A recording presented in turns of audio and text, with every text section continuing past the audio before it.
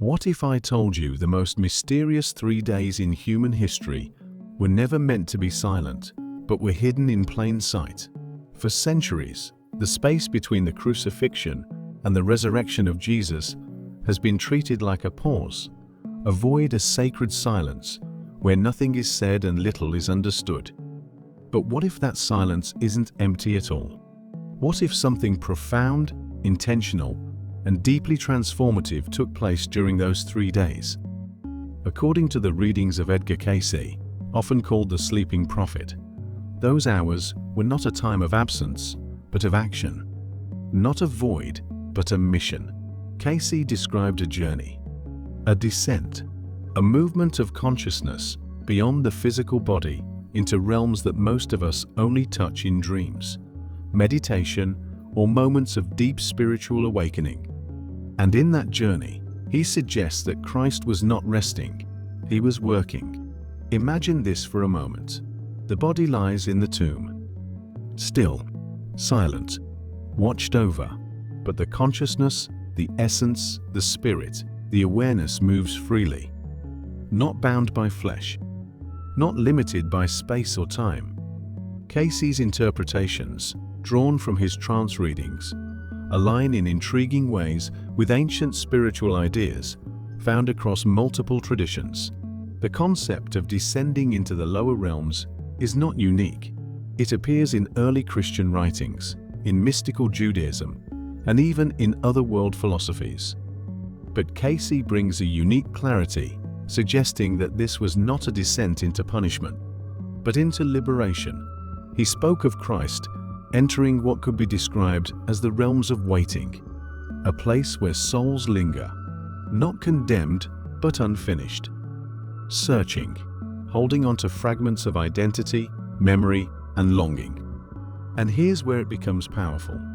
Cayce implied that Christ went there not to judge, but to teach, not to condemn, but to awaken, to show those souls, those fragmented pieces of consciousness, that they were not lost, that they were still connected to the divine source, that redemption was not a distant promise, but an immediate reality if they could awaken to it. Think about what that means. The crucifixion wasn't the end of a story. It was the opening of a doorway. And during those 3 days, that doorway didn't just remain open, it was actively used. According to Cayce, Christ's presence in those realms acted like a light entering darkness, not to destroy it, but to reveal it, to bring awareness where there had been confusion, to offer a path where there had only been wandering. And if you've ever felt lost, uncertain, disconnected, then you can begin to understand why this matters so deeply. Because this isn't just about something that happened 2,000 years ago.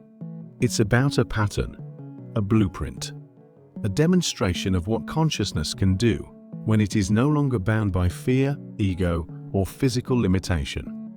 Cayce often spoke about the idea that each of us carries a spark of the same divine consciousness, that the story of Christ is not only historical, but symbolic, a mirror, a map. And if that's true, then those 3 days are not just something to believe in, they are something to understand. A process, a transformation, a movement from one state of being into another. Death not as an ending, but as a transition. And in that transition, there is activity, there is purpose, there is choice. Cayce suggested that the soul does not sleep in the way we imagine. It continues, it explores, it learns, it encounters the consequences of its own patterns, not as punishment, but as awareness. And in the case of Christ, those 3 days became a mission of awakening others within those realms. Now pause for a moment and let that settle in. If consciousness continues, if awareness persists, then the idea of separation begins to dissolve. The line between life and death becomes thinner, more fluid, less absolute. And suddenly, the story of the resurrection becomes something more than a miracle. It becomes a revelation.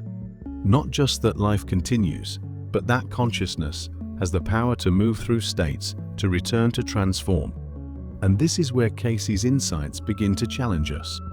Because if Christ used those 3 days to awaken others, then what are we doing with our moments of darkness? What are we doing in our own, in-between spaces? Those times when life feels uncertain, when identity feels shaken, when the path ahead is unclear. Are we retreating or are we transforming? Cayce's perspective invites us to see these moments differently, not as voids, but as opportunities. Because just like those 3 days, what appears to be silence may actually be preparation. What feels like stillness may actually be movement. And what seems like an ending may actually be the beginning of something far greater than we can yet see. Now consider this: if those 3 days were a journey, then the resurrection was not a sudden miracle, it was the completion of a process. Edgar Cayce's readings suggest that Christ did not simply return to life in the way we might imagine. This was not a reversal of death as much as it was a transformation beyond it. The body that rose was not bound in the same way as before. It was changed, refined, operating under a different set of laws. And that idea shifts everything, because it suggests that what happened was not meant to be seen as an isolated supernatural event, but as a demonstration of what becomes possible when consciousness fully aligns with the divine. Cayce often spoke about the relationship between spirit, mind, and body. He described the body as a vessel, the mind as the builder, and the spirit as the life force that gives it purpose. When those three are in harmony, something extraordinary begins to happen. Awareness expands, limitations loosen, and the individual begins to move beyond what once seemed fixed and unchangeable. So during those 3 days, something was being prepared, not just spiritually, but energetically. A realignment, a restructuring, a transition from one form of existence into another. Think about how a seed works. Before it breaks the surface, everything appears still, buried, unseen. But beneath that stillness, there is intense activity. The shell softens, the inner life begins to push outward, and at just the right moment, it breaks through. Cayce's interpretation of the resurrection carries that same energy. The tomb becomes symbolic, not just of death, but of transformation, a place where the old form dissolves and something new emerges. And when Christ appeared after those 3 days, there were subtle but important differences noted in the accounts. Recognition was not always immediate. Movement was not always physical in the traditional sense. Presence seemed to transcend normal limitations. These details, often overlooked, begin to align with Cayce's idea that the resurrected form was operating at a higher vibrational state, less dense, more fluid, more connected to the spiritual dimension than the physical one. And if that's the case, then the resurrection is not just about coming back. It's about becoming something more. Now here's where this becomes personal. Cayce didn't present these ideas as something distant or unreachable. He consistently pointed back to the individual, suggesting that each person is on their own path of growth, evolution, and awakening. In your thoughts, in your choices, in your awareness of how you move through the world. Cayce emphasized that the greatest barrier to growth is not external, it's internal. It's the beliefs we hold, the fears we cling to, the identities we refuse to release. And in that way, we all experience our own 3 days, moments where something in us must end, where an old version of ourselves is no longer sustainable, where we are faced with the choice to either remain as we are or step into something unknown. Those moments can feel uncomfortable, even painful. They can feel like loss, like confusion, like darkness. He suggests that these are not moments of failure. They are moments of transition. Just like the space between the crucifixion and the resurrection, they are filled with unseen movement, internal shifts, realignments that we may not fully understand while they are happening. And if we resist them, we stay where we are. But if we allow them, if we trust the process, something new begins to form.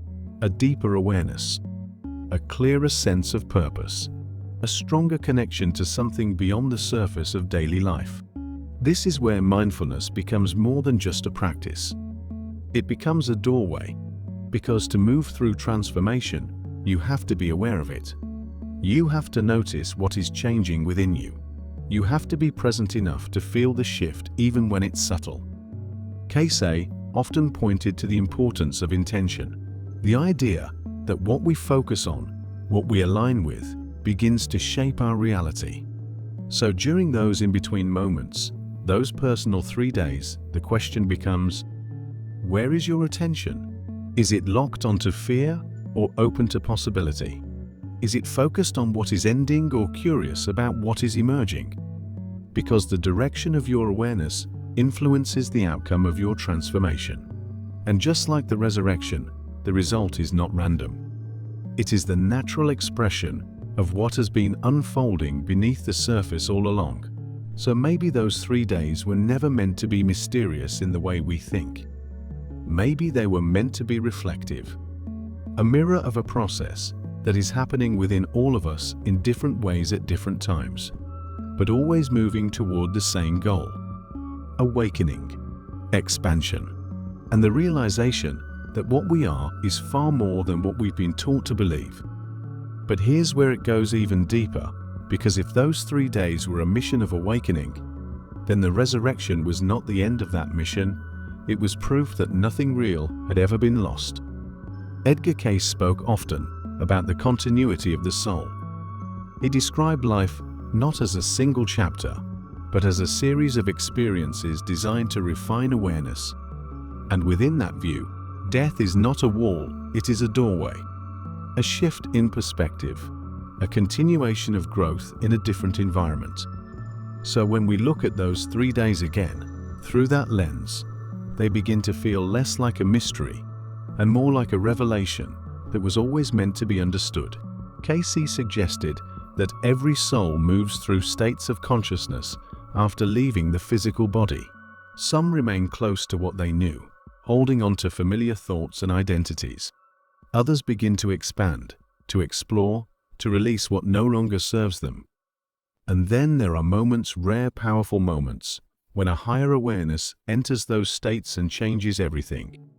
That's what he implied happened during those 3 days. Not a passive waiting, but an active awakening.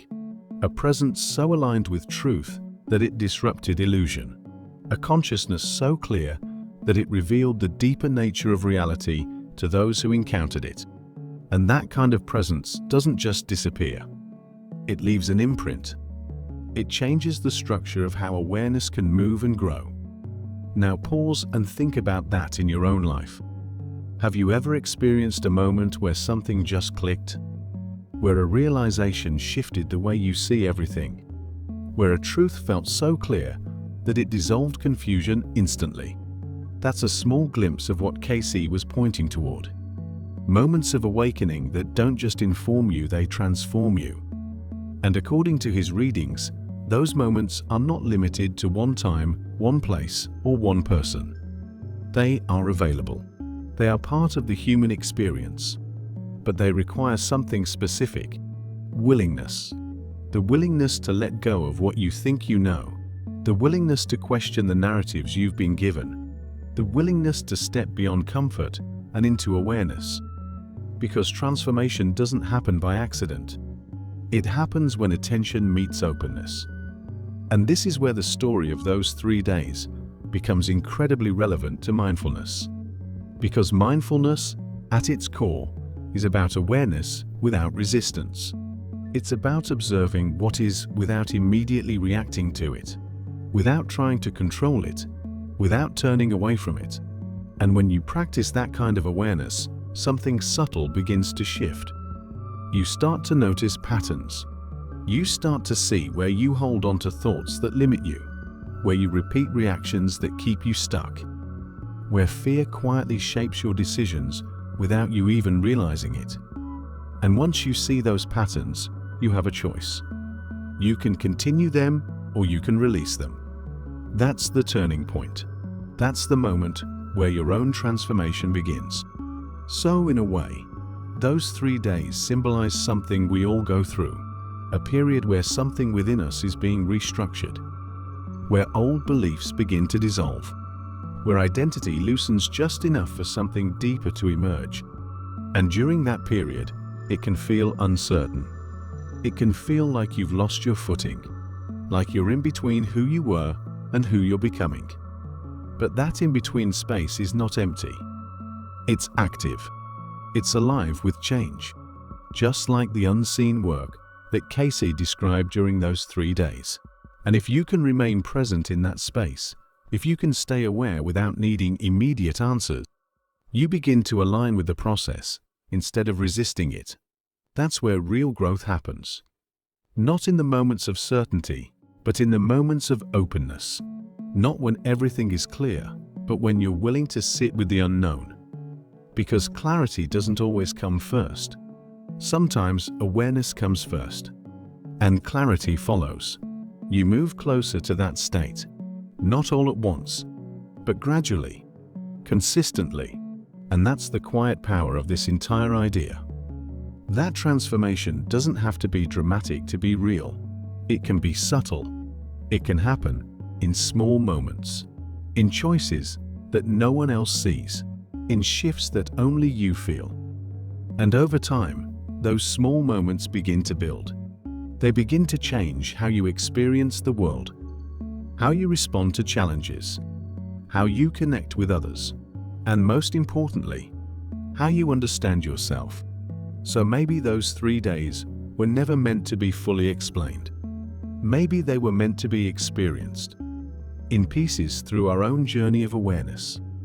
A reminder that even in stillness, something is happening. Even in uncertainty, something is forming.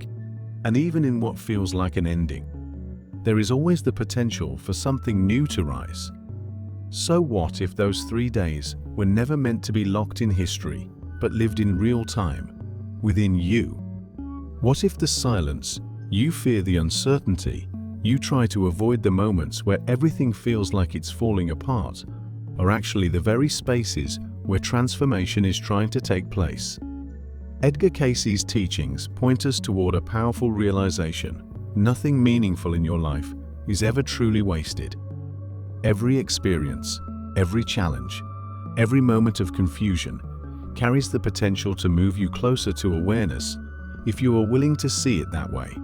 And that's the key. Willingness to see. Because most of the time, we rush past the in-between. We distract ourselves from discomfort. We label uncertainty as something negative, something to escape, something to fix as quickly as possible. But what if that instinct is the very thing holding you back? What if the growth you're searching for isn't found in avoiding those moments, but in staying present within them? Cayce emphasized that the soul is always moving toward alignment, always seeking balance, always drawn back toward its source. But the pace of that movement depends on awareness, not time, not circumstance, awareness. And awareness requires presence. It requires you to stop running long enough to actually notice what is happening within you, to observe your thoughts without immediately believing them, to feel your emotions without needing to control them, to sit in stillness without demanding answers. Because it's in that stillness that something remarkable begins to happen. You start to hear something deeper than your usual mental noise. A quiet clarity, a subtle knowing, not loud, not forceful, but steady. And the more you listen to it, the more it begins to guide you. This is what Cayce hinted at when he spoke about the inner connection to the divine. Not something external that you have to chase, but something internal that you have to uncover. And just like those 3 days, that uncovering doesn't always feel comfortable. It can feel like loss, like letting go of identities you've held onto for years, like releasing beliefs that once felt safe, like stepping into a version of yourself that you don't fully recognize yet. But that's exactly what transformation feels like. It doesn't ask for permission. It asks for participation. And the more you resist it, the longer it takes. But the moment you allow it, the moment you stop fighting the process and start observing it, everything begins to shift. Not instantly, but unmistakably. You begin to trust the process.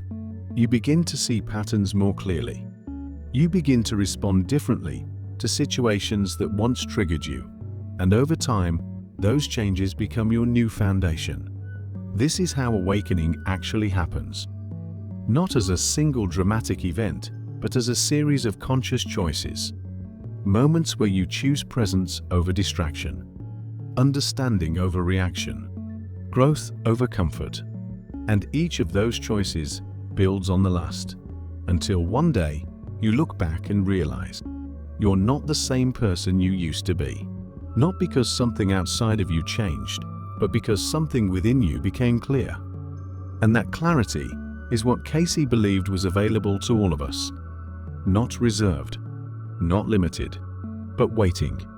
Waiting in the quiet moments, waiting in the in-between spaces, waiting in the same kind of stillness that once held one of the most powerful transformations ever described.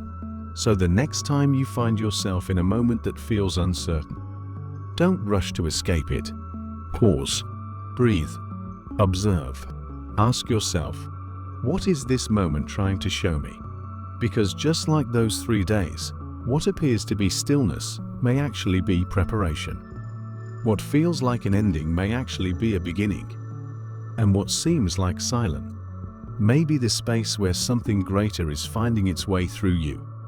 The question is not whether transformation is happening. It is whether you are aware of it. Because once you become aware, everything changes. And maybe that was the message all along. Not just to believe in transformation, but to recognize it. Not just to admire the story, but to live the process. Right here, right now, within you.